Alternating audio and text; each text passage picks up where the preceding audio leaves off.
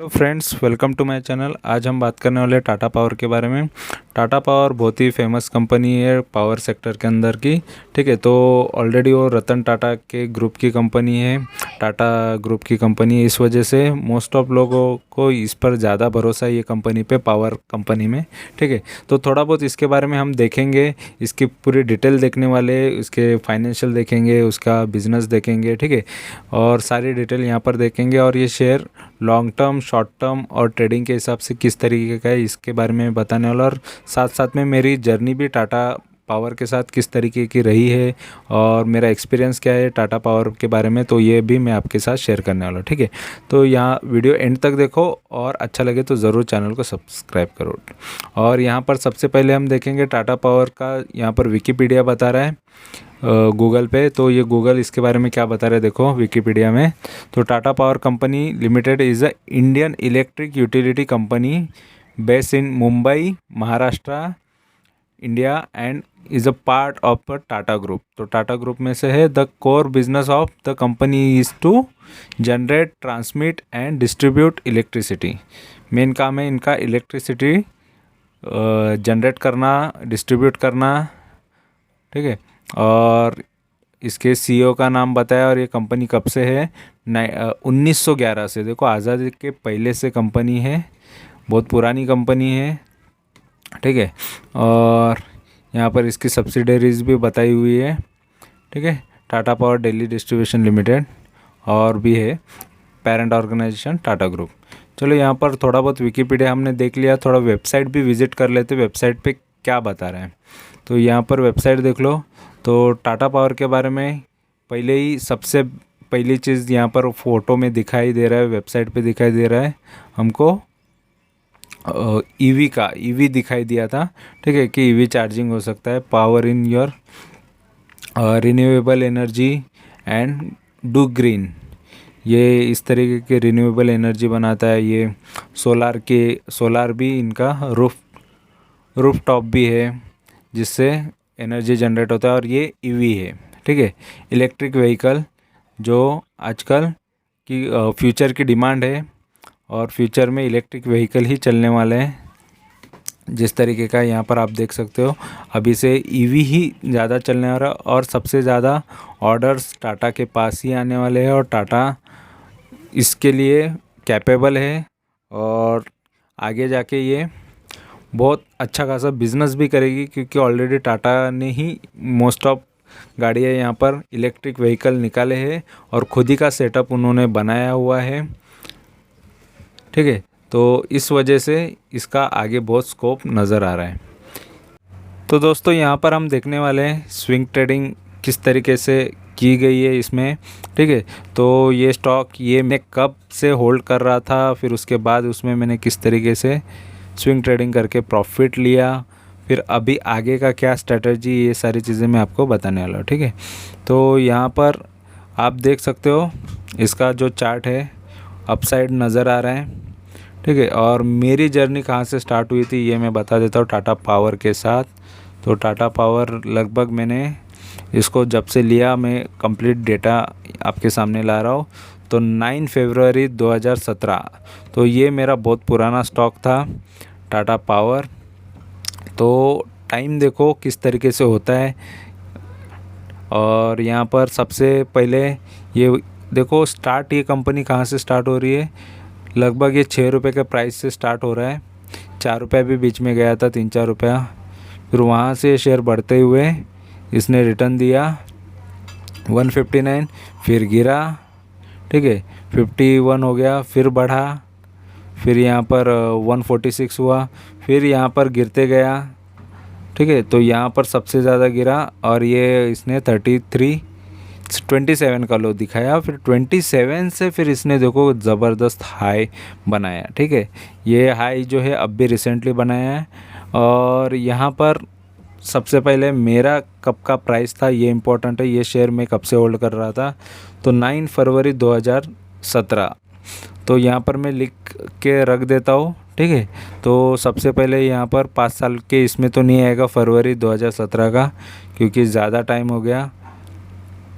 5 साल अगर देखा जाए देखो फरवरी 17 का नहीं आएगा, अप्रैल से ही आएगा, ठीक है। तो यहाँ पर टाइम यहाँ पर है वो 9 फरवरी, ठीक है। तो ये फरवरी का चार्ट है। यहाँ पर मेरी बाइंग हुई थी, तो यहाँ पर मैं मार्किंग भी कर देता हूँ और मेरा प्राइस भी लिख देता हूँ कि मेरी बाइंग यहाँ पर ये शेयर में कितने की थी। तो 81.65 के ऊपर है, तो लगभग ये यहाँ पर 82 के आसपास का बाइंग है, बाकी सारी चीज़ें कटने के बाद। तो 82 का यहाँ पर मैं बाइंग डाल देता हूँ, ठीक है। तो यहाँ पर मार्किंग भी कर देता हूँ और यहाँ पर मैं यहाँ पर 2017 फरवरी में यहाँ पर ये है, ठीक है। तो यहाँ पर मैंने बाइंग किया और प्राइस था तभी देखो 9 फरवरी 2017 में मैंने इसमें लिया और 82 के भाव पे बाय एट 82 के भाव पे मैंने इसको ख़रीदा, ठीक है। 82 के भाव पे इसको ख़रीदने के बाद इसमें 82 के भाव पे ख़रीदने के बाद ये शेयर लगभग क्या हुआ इसके साथ देखो, और डेट भी डाल देता हूँ 9 फरवरी 2017, मतलब साथ में आपको सारी चीज़ें भी डिटेल में आपको पता चल जाएगी कि ये शेयर का परफॉर्मेंस किस तरीके का रहा है। तो 9 फरवरी 2017 से मैंने इसको 82 के भाव पे लिया हुआ शेयर है ये, और उसके बाद ये शेयर देखो थोड़ा बहुत अच्छा खासा बढ़ गया था और इसने मुझे रिटर्न दिखा रहा था लगभग 82 से लगभग 101 का भाव बता रहा था, तो 20-21 रुपये ये बढ़ गया था, ठीक है। फिर उसके बाद ये शेयर देखो गिरता चला गया, मतलब लगभग 2018 के बाद ये शेयर एक साल में अच्छा खासा थोड़ा बहुत रिटर्न दिया इसने, डाउन साइड मार के फिर अप साइड देके, फिर उसके बाद इसने डाउन साइड ही दिखाया मुझे, लगभग इसने 101 का भाव दिखाने के बाद इसने डाउन साइड दिखाया। तो ये मैंने लॉन्ग टर्म के हिसाब से शेयर लिया हुआ था कि इसको लॉन्ग टर्म के लिए लेके रखा था। ऑलरेडी मैं 2017-18 से लगभग लॉन्ग टर्म की तरफ ही बढ़ गया था, इससे पहले मैं ट्रेडिंग किया करता था, ठीक है। तो इंट्राडे ट्रेडिंग, ऑप्शन ट्रेडिंग सारी चीज़ें करता था, लेकिन बाद में मेरा जो इंटरेस्ट बढ़ा वो स्विंग ट्रेडिंग में बढ़ा, क्योंकि लॉन्ग टर्म करके भी देखने के बाद स्विंग ट्रेडिंग ही मैंने किया। फिर ये लॉन्ग टर्म पहले स्टार्ट किया, ठीक है। 2017 से सोचा कि लॉन्ग टर्म में देखो कितने अच्छे रिटर्न मिलते हैं। तो यहाँ पर 2017 से मैंने इसको लगभग 2-3 साल तक इसको होल्ड करने के बाद इसमें मुझे बहुत ख़राब रिटर्न नज़र आए। तो यहाँ पर सबसे पहले चलो 2017 के बाद एक बार 9 अक्टूबर 2018 में थोड़ा बहुत लिया मैंने, यहाँ पर अक्टूबर में इसको 60 के भाव पे लिया, ठीक है। तो मतलब 20 रुपये गिरा, मतलब यहाँ पर लॉस नज़र आया, इसलिए मैंने लिया एक बार। फिर उसके बाद भी ये शेयर गिरा, तो इसको बाद में हाथ नहीं लगाया। फिर इसके बाद ये शेयर देखो डायरेक्ट जाके 27 का लो बनाता है, तो ये मैं लिख देता हूँ 27 का लो, ठीक है। ये सारी चीज़ें आपको कोई बताएगा नहीं, ये चीज़ें मेरे खुद के लाइफ के एक्सपीरियंस है। तो यहाँ पर लो जो है ये मैं लिख देता हूँ, ठीक है। ये जो लो है और डेट के साथ लिख देता हूँ। तो ये लो है, लो 27 का है, और इसने कितने मार्च को बनाया, ये मार्च का ही है, मार्च 2000, तो लगभग ये मार्च में ही इसने ये 1 मई का बता रहा है, 1 मई में, ठीक है। तो 1 मई का बता रहा हूँ, 1 मई, या फिर हम 1 मई डालते हैं 2020 में इसने ये चीज़ किया है, ठीक है। तो ये लो बनाया था 27 का, तो 27 का लो इसने ये टाइम पे बनाया, और उसके बाद देखो शेयर किस तरीके से बढ़ गया। तो लेकिन 27 का लो बनाया इसने, तब लॉस कितना दिख रहा था ये भी इम्पोर्टेंट है। तो 82 से अगर कोई भाव 27 पे आता है तो ये लगभग कितना % गिरता है, तो यहाँ पर लगभग ये 70 के ऊपर ज़्यादा गिरता है, यस लगभग या 60 के ऊपर है, ये लगभग ये 66% गिर गया, ठीक है। लगभग ये 66% का ये इसने लॉस दिखा रहा था, मतलब देखो मेरा इन्वेस्टमेंट 66 के लॉस पे पहुंच गया। कहाँ पर 10-20% से ज़्यादा में रिटर्न यहाँ पर दिख रहा था थोड़े दिन में या एक साल बाद, उसके बाद ये लॉस मेरा 63 का लॉस यहाँ पर नज़र आने लगा, ठीक है, 66% का। तो यहाँ पर मैं लिख देता हूँ, ये मेरा 66% का लॉस यहाँ पर दिखने लगा था, लॉस 66%। ये होता है लॉन्ग टर्म का रिटर्न्स। तो ये देखो मैंने 66% का लॉस देखा, लेकिन नज़रिया कितना लंबा रखना चाहिए ये भी इम्पोर्टेंट है। तो चलो मैंने 3 साल का ही नज़रिया रखा, ऐसा नहीं है कि मैं सोच रहा था कि चलो 3 साल में बहुत अच्छा रिटर्न मिलेगा, 2 गुना 3 गुना हो जाएगा। यहाँ पर तो 66% मतलब 27 की वैल्यू हो गई 82 के भाव का। अगर मतलब इसको फिर से 82 आने के लिए बहुत टाइम लगता, तो लेकिन फिर भी ये शेयर ने जब गिरा उसके बाद, ये लॉन्ग टर्म अगर कोई इसके टाइम पर भी है, न्यूज़ के भी है, तो न्यूज़ इसमें अच्छी आने लगी। तो ये शेयर को मैंने फिर बाद में स्विंग ट्रेडिंग चालू किया। तो लगभग मैंने मार्च अप्रैल से, कोविड के टाइम से स्विंग ट्रेडिंग चालू किया, और उसके बाद एक एक शेयर को मैं निकालते गया, क्योंकि ऑलरेडी मेरे बहुत सारे शेयर 90%, 98%, 78% या 80%, 85% बहुत गिरे थे, बहुत सारे शेयर्स गिरे थे, इसी सोच के साथ लिए थे, तो सभी गिर गए थे। तो वो शेयर कुछ कुछ बढ़ गए, अच्छे खासे हो गए, कुछ कुछ नहीं बढ़े। तो लेकिन मुझे था कि यार इतना लॉस दिख रहा है शेयर में, तो इसको स्विंग ट्रेडिंग करके निकालो। तो हर एक शेयर को निकालते गया। फिर एंड में मैंने इसको नवंबर में निकाला, ज़्यादा भी लेट नहीं। इसको मैंने 13 नवंबर 2020 से मैंने इसको बाई करना चालू किया। तो बाइंग फ्रॉम 13 नवंबर 2020। तो 13 नवंबर 2020 से यहाँ पर मैंने इसको नवंबर में लेना चालू किया, और तभी 56 के भाव, 55 के भाव पे या 56 के भाव पे मैंने 56 से बाइंग करना चालू किया। तो यहाँ पर मैं मार्किंग भी कर देता हूँ, मैंने लेना कब से स्टार्ट किया, तो नवंबर से लेना स्टार्ट किया। तो इम्पोर्टेंट है ये चीज़ कि आपको ये पता होना चाहिए कि आपको ये शेयर से निकलना है या नहीं निकलना है। तो फ़िलहाल तो मुझे तो ये शेयर ऑलरेडी लॉस दिखा रहा था। देखो 55 से भी शायद कवर होगा नहीं होगा, इस वजह से फिर भी ये शेयर पे भरोसा रखते हुए उसमें फिर से इन्वेस्ट करते गया, बहुत सारे शेयर्स लेते गया। तो 56 के भाव पे, ठीक है, कंटिन्यू बाइंग किया मैंने। बाइंग कब से बाई करना लग गया मैं, लगभग इसको 66 से, हाँ, और बाइंग 66 से करने लगा, फ्रॉम 66, ठीक है। और कौन सा डेट था इम्पोर्टेंट है, तो 13 नवंबर 2020 से मैंने इसको चालू किया, ठीक है।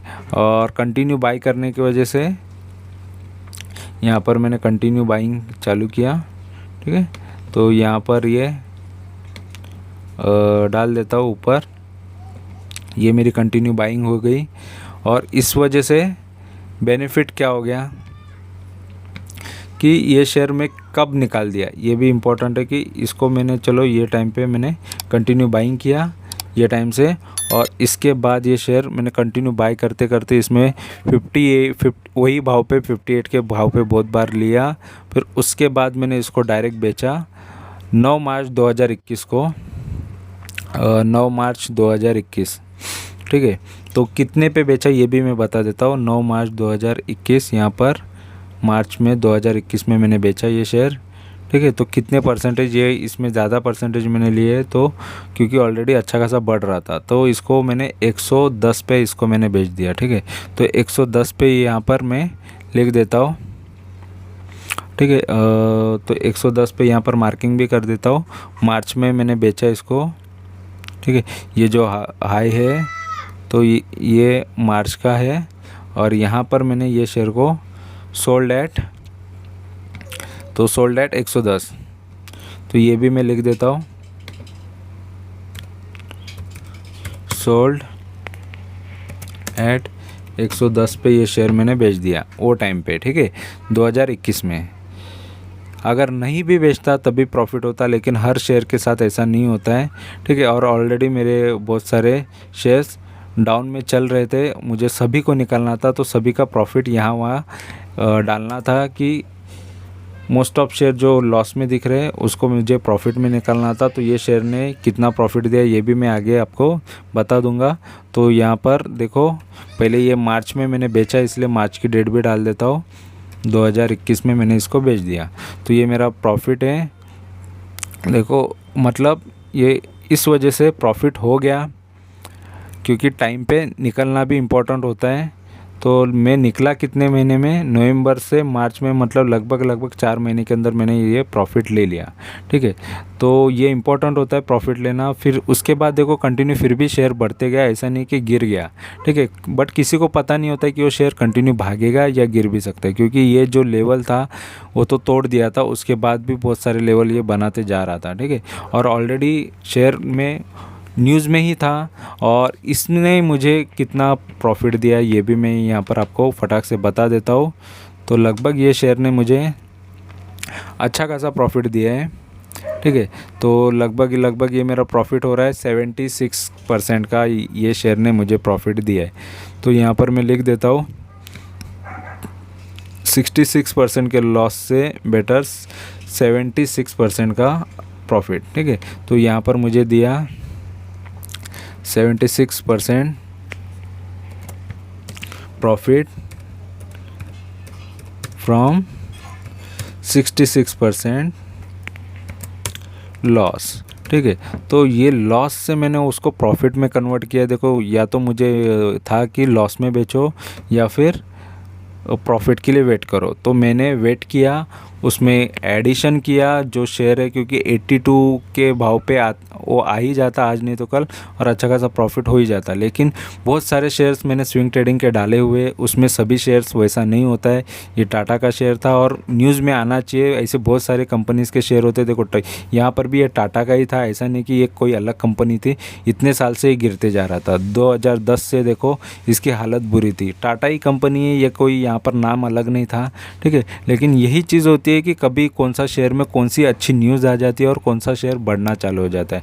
तो यहाँ पर तो ये वही कंपनी है, कंपनी अलग नहीं थी, या चार्ट देखो इसका अपसाइड ही नहीं, ये अचानक में बढ़ गया ये शेयर। ठीक है, क्योंकि न्यूज़ की वजह से होता है, यही मेन चीज़ होती है कि कंपनी में कोई सडनली न्यूज़ आ जाती है तो उसकी वजह से कंपनी का भाव अच्छा खासा बढ़ जाता है। तो इसने मुझे दिया प्रॉफिट। मेरा एवरेज प्राइस कितना हो गया था ये भी मैं बता देता हूँ। अगर मैंने 6% प्रॉफिट लिए तो मेरा एवरेज प्राइस मैं बता देता हूँ लगभग कितने का था। ठीक है, तो ये इम्पोर्टेंट है। तो लगभग मेरा 58 के ऊपर ही था। ठीक है, यहाँ पर लगभग इसको मैंने या 60 के ऊपर मेरा यहाँ पर एवरेज प्राइस आ रहा था। तो 62 के आसपास का यहाँ पर प्राइस है मेरा। तो लगभग 63 का 62 के पास मेरा प्राइस आ गया था इसका, क्योंकि इसको ये एक ही भाव पे मैंने बहुत क्वांटिटीज़ उठाना चालू किया यहाँ पर नवंबर में।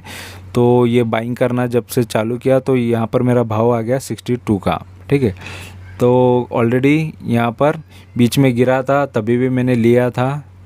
ठीक है, तो 55 के भाव से मैंने सबसे पहले कितने के भाव पे लिया वो मैं बता देता हूँ यहाँ पर। तो सबसे पहले मैंने इसको 20 में लिया तो 56 के, यहाँ पर मैंने 66 डाला है, तो यहाँ पर ये 56 का भाव है। तो यहाँ पर मैं 56 डाल देता हूँ, जैसे मैंने बोला भी था। तो यहाँ पर टाइपिंग में ये तो 56 के भाव से मैं इसको लेते गया। ठीक है, यहाँ पर ये 56 का भाव यहाँ पर आपको नज़र आएगा। तो नवंबर से मैंने 56 के भाव पे देखो यहाँ पर 56 का भाव से मैं इसको लेते गया। इस वजह से मेरा यहाँ पर प्राइस जो था 62 का एवरेज प्राइस है। तो यहाँ पर मैं 62 का प्राइस लिख देता हूँ। तो यहाँ पर मैंने 62 का एवरेज प्राइस मेरा था। ठीक है, तो 62 के एवरेज प्राइस से ये रिटर्न मुझे मिला है। ठीक है, तो यहाँ पर मैं 62 का एवरेज प्राइस लिख देता हूँ। तो एवरेज प्राइस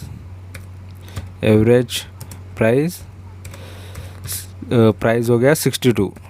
ठीक है, तो 62 के एवरेज प्राइस से ये शेयर ने अच्छा खासा रिटर्न दिया है, और 76% ये रिटर्न तो मेरे लिए भी उतना काफ़ी है। ऑलरेडी मैं 66% का लॉस कर रहा था, दिख रहा था मुझे, लेकिन फिर भी प्रॉफिट लेना इम्पोर्टेंट था। तो ये प्रॉफिट लिया है। ठीक है, प्रॉफिट में ही निकलना इम्पोर्टेंट है, तो इस वजह से प्रॉफिट लिया है, तो ये अच्छी बात है। और हर किसी को यही होना चाहिए कि अच्छे से प्रॉफिट लो कोई भी अच्छे शेयर्स में इन्वेस्ट करके, ठीक है। तो और उसके बाद ये मल्टीबैगर हो जाएगा नहीं होगा ये किसी को नहीं पता होता है, लेकिन फ़िलहाल आगे के लिए फ्यूचर के लिए इसमें बहुत अपॉर्चुनिटी है। लेकिन फ़िलहाल और भी ये भी है कि बाकी सारी भी चीज़ें इंपॉर्टेंट होती है कि करेक्शन मोड भी आता है, कितना भी शेयर भागे तो कहीं ना कहीं शेयर थोड़ा बहुत करेक्ट होगा फिर भागना चालू करेगा, ठीक है। तो कहीं ना कहीं जाके ये शेयर करेक्ट होगा भी, और फिलहाल करेक्शन मोड में भी चल रहा है। तो अभी तो फ़िलहाल यही कहूँगा कि आपकी मर्ज़ी है ये शेयर में इन्वेस्ट करना है नहीं करना है, लेकिन लॉन्ग टर्म के हिसाब से सोचा जाए कि आज नहीं तो कल ये फ्यूचर में बहुत सारे मल्टीबैगर रिटर्न दे सकता है।